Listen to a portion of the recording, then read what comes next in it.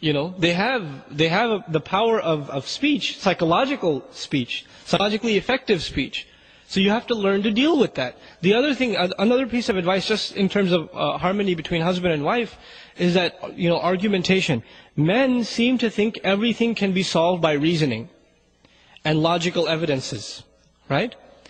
And they forget that Allah subhanahu wa ta'ala didn't create women in this simple black and white fashion. Women are complicated creatures. When you get married, many of you will testify your wife is crying one day, and you ask her, why are you crying? She'll say, I don't know.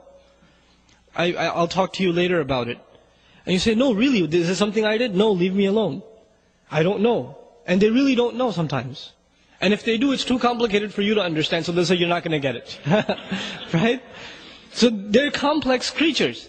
And so you will learn this. And when you're not married, you'll learn this with your mother and you will learn this with your sister. You try to reason with them, you give them reasons for why you did something that disappointed them.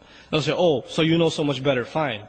Next time, I shouldn't argue with you because you're so smart. Right? And their feelings will be hurt. Who just lost that argument? You did. Because you tried to reason. The way you argue, or you want to make your point with women, what's the best way to make your point with women? It's not by argument.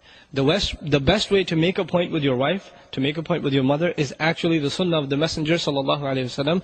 One, mercy. Second, silence. Silence. You know how effective silence is for good believing wives? If the husband is silent, then she will say, what's the matter? Is there something I did? But if the husband talks back, man, she will talk back way better than you can.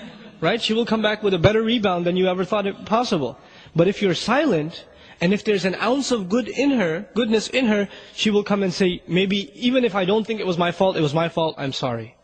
But the husband has to learn this technique of silence. And not silence with a frown and pushing her away. Just a little extra sad puppy face here and there. Try it with your mom, see if it works. And it will work with your wives also, inshallah ta'ala. Right? But this is important. These are the etiquette of marriage. The Messenger ﷺ, he could yell at his spouses. He could say harsh things to them. He doesn't. Because the relationship is so fragile, this relationship.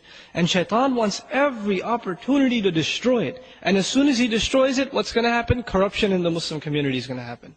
That's what's going to happen.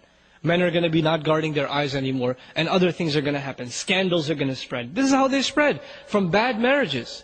All the great tragedies that happen in the Muslim community that people don't even want to talk about because they sound so disgusting, where did they start? They start from a husband not taking care of the wife, and a wife not taking care of the husband.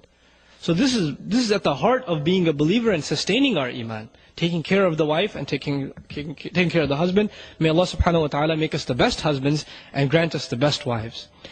Then, the next thing, أَوْ مَا مَلَكَتْ أَيْمَانُهُمْ, what your right hands possess. And of course this is a big bone to pick among Western